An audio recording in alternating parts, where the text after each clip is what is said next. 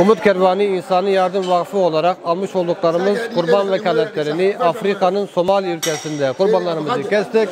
İnşallah biraz sonra bunlar parçalanıp poşetlenecek ve inşallah buradaki ihtiyaç sahibi kamplarda bulunan Afrikalı kardeşlerimize dağıtacağız. Allahu Teala bağışta bulunan, vekalet veren bütün hayırseverlerimizden razı olsun. Allahu Teala hayırlarını kabul etsin inşallah.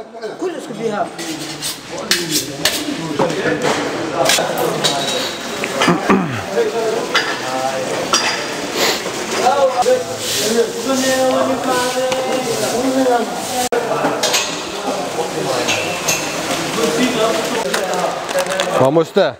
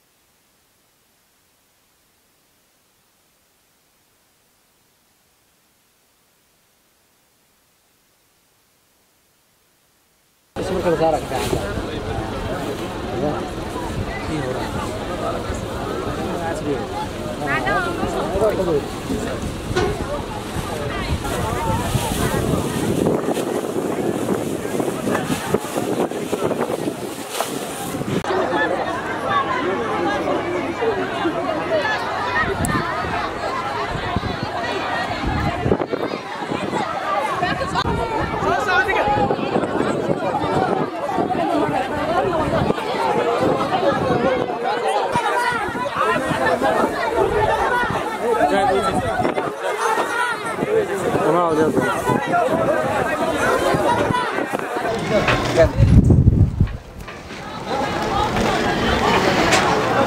Selamünaleyküm.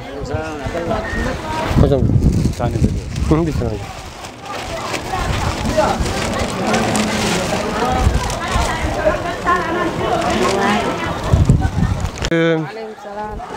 Türkiye'den size selamlar var. Al sana. Tamam. Çok güzel.